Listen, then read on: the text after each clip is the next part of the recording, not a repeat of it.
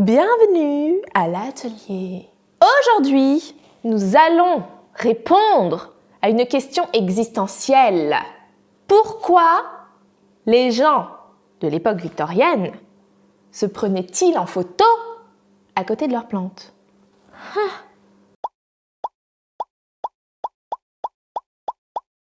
Tout d'abord, revenons un petit peu en arrière.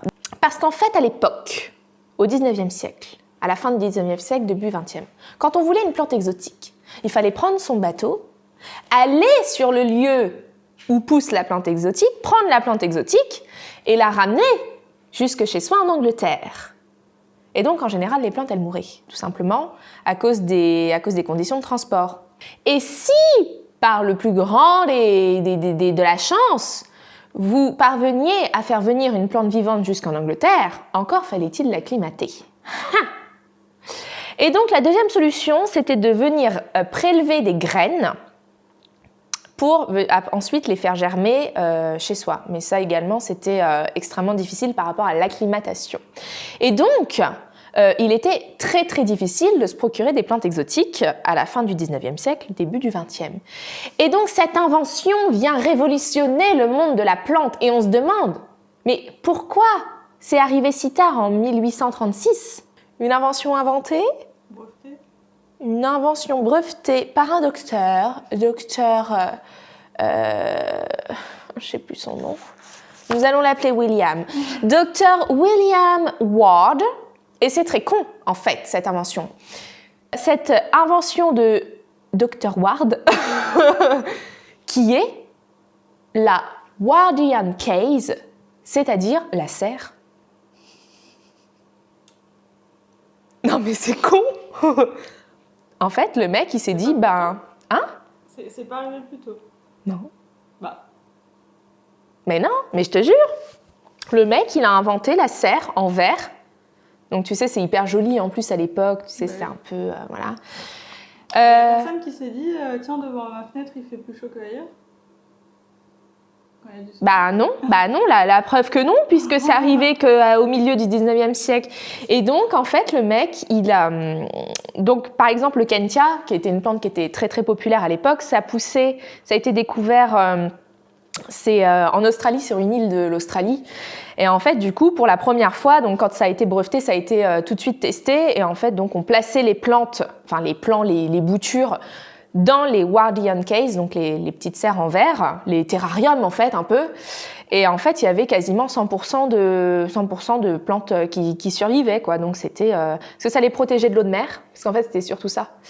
Et puis ça les protégeait du froid, et puis ça les protégeait, quoi, tout simplement.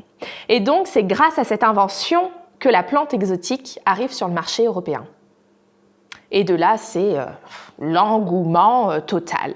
Et donc, dans un premier temps, ça reste quand même des plantes rares. Parce que comme je disais, ça vient, par exemple, le Kentia, ça vient d'Australie. Et donc, c'est vraiment réservé à une classe très riche, donc bourgeoisie, aristocratie, etc. Et alors, parallèlement à ça, il y a aussi, à la fin du 19e siècle, début 20e, un genre d'engouement des femmes, parce que les femmes étaient restées au foyer. Elles se prennent de passion pour l'horticulture, la botanique et tout, et on voit, il y a plein de photos d'intérieur un peu bourgeois où il y a vraiment des centaines de plantes. C'est un peu l'ère des jardins botaniques, des grandes verrières, des grandes vitres avec beaucoup de plantes. Et en fait, ces femmes-là qui sont finalement très cultivées, malgré tout, elles expriment en fait un peu leur curiosité dans notamment l'horticulture dans un premier temps pour les jardins. Et ensuite, ça passe sur tout ce qui est plantes d'intérieur, et donc notamment, par exemple, Kentia, Aspidistra, etc. Et donc, en fait, la plante exotique, ça devient un signe de richesse à l'époque, et on le voit notamment, il y a énormément, par exemple la famille royale du Royaume-Uni, elle s'empare vraiment de ces plantes exotiques, on en voit sur énormément de photos. Par exemple, pour le couronnement de la reine Alexandra en 1902, on voit ces immenses Kentia en arrière-plan de son portrait, c'est magnifique. Sur cette photo de Queen Mary, sur le côté, on voit qu'il y a également un kentia. Là, la photo avec la reine Victoria, au premier plan, on voit également un petit kentia. Enfin, vraiment, il y en a partout. Même, j'ai retrouvé des photos de la drawing room, donc la salle de dessin de la reine Alexandra. Et il y a aussi un immense kentia dedans. Donc, voilà, c'est assez sympa. Et alors, également, comme je disais, comme c'est un signe de richesse, on en retrouve aussi dans les grands hôtels. Donc, par exemple, le Plaza, le Blue Mountain, on retrouve plein de photos où il y a des gros kentia. Et alors, ça, je l'ignorais, mais je trouve ça super intéressant. Dans les grands hôtels, parce qu'en fait, bon, je fréquente un petit peu, mais pas tant que ça, il y a une salle, et c'est valable pour tous les grands hôtels, en fait, il y a une salle qui s'appelle The Palm Court. Et en fait, c'est genre la salle où on prend le thé, ou la salle où il y a un bal, ou j'en sais rien. Enfin, c'est souvent une grande, belle salle, très lumineuse, etc. Et en fait, ça s'appelle Palm Court parce que c'est dans ces salles où on mettait toutes les belles plantes, les beaux kentia. Et comme le kentia, c'est des feuilles palmées, et ben c'est devenu Palm Court. Incroyable, hein? Donc, signe de richesse absolue, d'avoir des belles, grandes plantes, etc. Évidemment, comme pour un peu toutes les modes, les classes moyennes vont s'en emparer. Vont s'emparer de cet amour de la plante exotique. Et en fait, c'est d'ailleurs à cette occasion que le kentia, c'est la première plante qui est cultivée, la première plante d'intérieur qui est cultivée à cet effet, à l'effet d'être une plante d'intérieur. C'est la première fois qu'on cultive une plante d'intérieur pour la décoration, c'est le kentia. Et en fait, ils ont commencé à faire ça justement pour répondre à la demande des classes moyennes, qui étaient donc moins aisées, donc il y avait moins de moyens. Et du coup, on a produit des kentia qui étaient de plus ou moins bonne qualité, avec plus ou moins de nombre de pieds aussi. Parce qu'en fait, un beau kentia, parce qu'on voit la famille royale, c'est des immenses kentia énormes. Il faut savoir que ces plantes-là, il y a peut-être 6, 7, 8 pieds dans un pot. Et pour atteindre une plante de 1,50 m, ça prend 6 ans. Donc, c'est pas une plante qui est hyper rentable et c'est pour ça qu'elle est très chère, mais toujours aujourd'hui, hein. Et du coup, on voit qu'il commence à se développer des plantes plus petites avec moins de pieds pour les classes moins aisées, quoi. J'ai beaucoup parlé du kentia, mais il y avait une autre plante, il y a une autre plante qu'on voit beaucoup sur les photos, c'est l'aspidistra. L'aspidistra arrive en Europe en 1820. Ça vient du Japon, Taïwan. Et donc, ça, c'est vraiment la plante des classes moyennes par excellence. Et d'ailleurs, le Oxford English Dictionary, donc en gros le petit Robert de la langue anglaise, donne comme définition à l'aspidistra « a symbol of full middle class respectability ». En gros, le symbole de la classe moyenne qui se respecte, quoi. En gros, c'est vraiment le truc que tu as chez toi quand tu es... Voilà. Et donc voilà, et d'ailleurs on remarque souvent que les photos où il y a des aspidistras, on remarque qu'on voit au niveau des vêtements et de l'allure que c'est des gens peut-être d'une classe un peu moins aisée, que voilà, c'est pas de la bourgeoisie, c'est pas l'aristocratie, enfin voilà. Et alors pourquoi est-ce que l'aspidistra est aussi populaire chez les classes moyennes? C'est que c'est increvable, et toujours aujourd'hui d'ailleurs, normal en même temps. C'était à l'époque, on l'appelait The Cast Iron Plant. En gros, la plante en fonte. Parce que c'était increvable.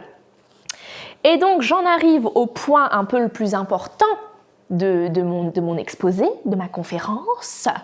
C'est que, certes, les plantes exotiques, c'était vraiment un gros engouement en Europe. Mais pourquoi particulièrement le kentia et l'aspidistra? Parce que à l'époque, on s'éclairait ou bien à la bougie, ou bien avec les lampes à huile, au gaz, etc. Et en fait, ça dégageait des vapeurs, ça polluait vraiment l'air des intérieurs. Et les seules plantes qui arrivaient à ne pas mourir, c'était les kentia et les aspidistra. D'où la popularité de l'espèce. Dernier petit point. On remarque que la plupart des photos, enfin une très grande partie des photos sur lesquelles on voit ces personnes posant à côté de leurs plantes, souvent on voit que c'est des mises en scène qui ont été, enfin on voit, comment dire, on voit que c'est un décor qui a été mis en scène chez un photographe. Et donc je pense, je sais pas, après tiens, on va ouvrir le débat tout de suite. Tu sais, il y a eu une mode à un moment où genre les gens posaient avec une colonne. Ou alors ils posaient avec un, je sais pas, un tabouret, un guéridon à côté. Et là, c'était un peu la mode de poser avec une plante à côté. Et est-ce que c'était pas justement pour faire un petit peu une mise en... Enfin, tu vois, comme c'était un peu un symbole de richesse, de classe, voire, enfin, ou même de classe moyenne, est-ce que c'était pas un moyen pour les photographes de un peu donner de la valeur ajoutée à leur photographie? Ah. Tu vois? Parce qu'il y a des gens qui, on voit bien, qui se prennent en photo devant leur maison avec leurs plantes, Ouais. mais il y a aussi les gens qui vont chez le photographe et on leur colle une plante à côté d'eux. Donc pour répondre à la question, en fait, au final, pourquoi est-ce qu'ils se prennent en photo à côté de leurs plantes? Au fond, Parce que c'était la mode. voilà, c'était la mode. Mais il n'y a pas vraiment d'explication rationnelle, en fait, enfin, à part ça. Ouais, c'était la mode, c'était un peu le standing, quoi, d'avoir une belle plante exotique à côté de soi.